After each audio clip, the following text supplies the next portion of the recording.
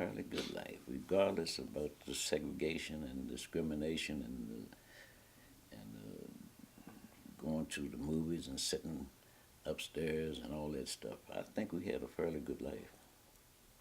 Well, I think another uh, symbol of it is, as I've said before, the establishment of so many organizations that helped each other, in that particular organization or whatever.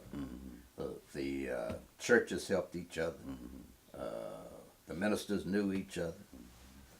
So I think that was very, very telling about this community.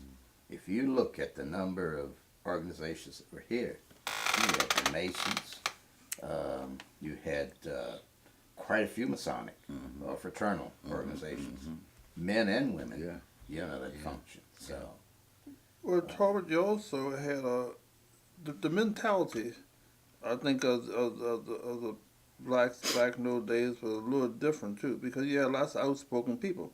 Then wasn't there a political group? Sure. yeah. Now, who was that? 1920s. Who would have thought that a black group helped? Reginald Ross and those guys. They changed. They got on. What they do? They changed the vote from Republican to Democrats. Yeah. Because the Republicans, see, African Americans like doing slavery and all that stuff was Republicans because Lincoln was a Republican. Yeah.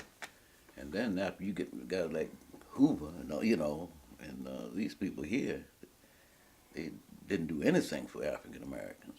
So they decided. What happened was those Republicans would come down into black communities and bring some whiskey and fix up something where they get some hot dogs or something like that, and then just take that vote because they just knew President Lincoln freed the slaves. He was Republican, and all black people were Republican.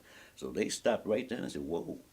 So they changed their vote from Republican to Democrats, and they caught a lot of heat for it too. But they saw the writing on the wall, man. Them guys we used to see, like Mr. Reginald Ross. Now we see him walking through town. Them guys, he was had a little education, and he was a Pullman porter, which was a class job, then. And we just, we didn't know that these guys were as intelligent as they were. And they had political discussions. Yeah, yeah. Or debates or whatever. Yeah. And they were well attended. And there was a whole lot of activism during those particular days. So, which you don't see anymore. Right. Right. There was a whole lot of getting out to vote. There were a whole lot, almost, I guess, the majority of the people voted then. Because I can recall real well, used to be cars going around.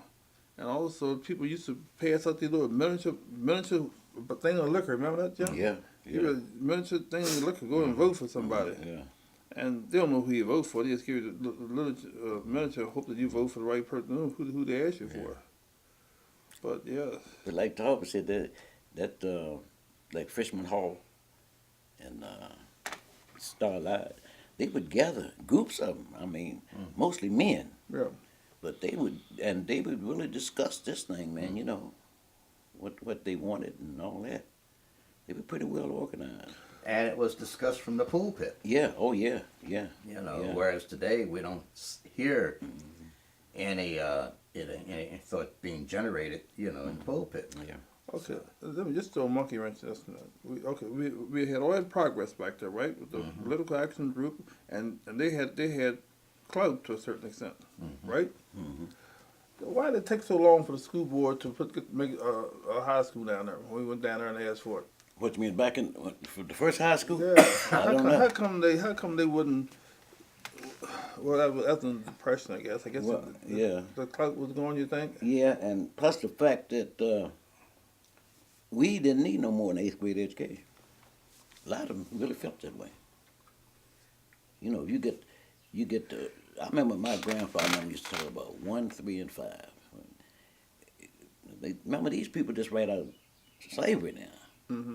And once the Emancipation Proclamation and the Freedmen's Bureau would start setting up your schools and things like that, a lot of those old folks just went 1 year just to be able to read, to be able to write their name and do a little add and subtraction. If you went 3 years, well, you have done something, man.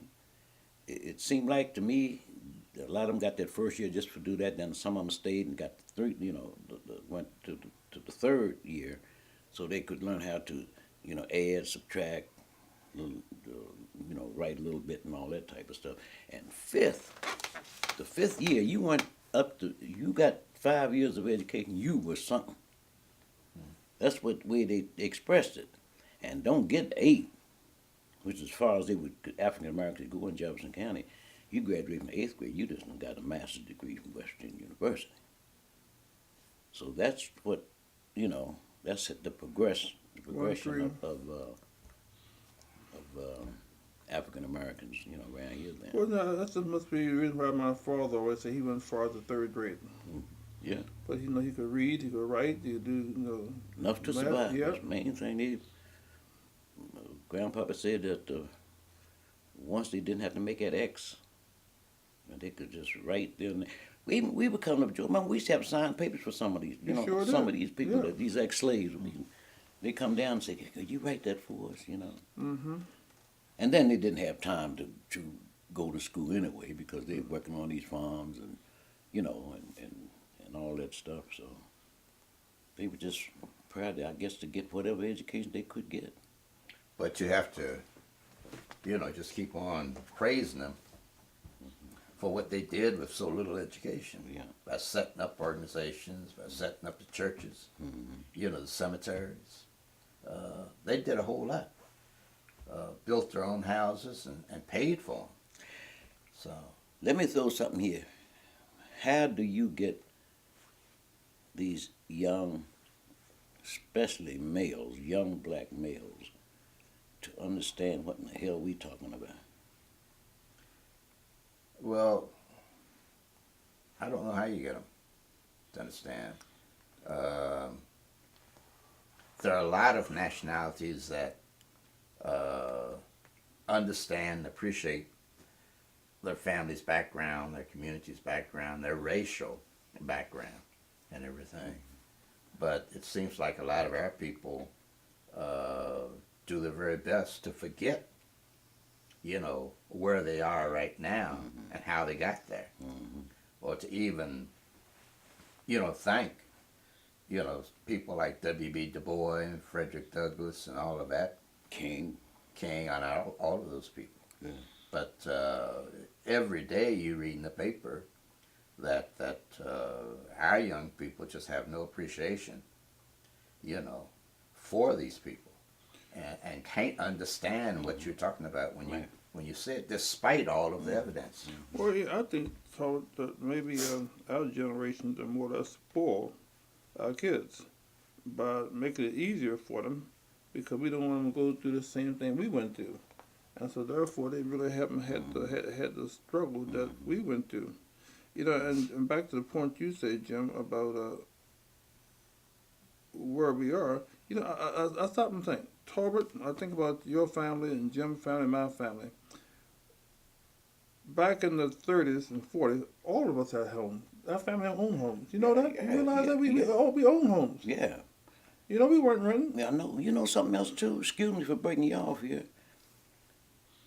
Back then, I don't care whose house you went to, mother and father were there. Yep. Now you think, I don't care whose house you went to, mother and father was there. Now if the father was dead or something, that's another story. But now you think. And also, Jim, at the same time, at 5 or 6 o'clock, you're all sitting down at the table together. All sitting down. And somebody's going to say grace. Yes. Yes. Yes. Yes. There wasn't no stuff where you go to the refrigerator and grab something now and you go and get something else, but we'd all sit down together. Now you reach over and grab something without saying, pass that please or something, see if you didn't get your hand smacked.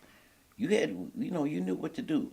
But look at this like this. I'm just going to take dog down, for instance. That everybody had mother and father at the house. The father job, maybe he worked wherever, Orchard or what, Hall Town, what. But mother and father sat down there at that table and it was grace was said and brought food out and all that. Now, how many African American homes, especially I'm talking about the inner city mostly in there, where you got mother and father there. And our parents, a lot of them drank and did like, you know, but they were there, you know. They didn't drink and run off and stay off, you know, 100 years and come back and all that stuff. So, But yeah, we always sit down together, and we can always go to our neighbors sometime, New Town supper time. They always have a plate there for you Yeah, come in. yeah. Always, yeah. always.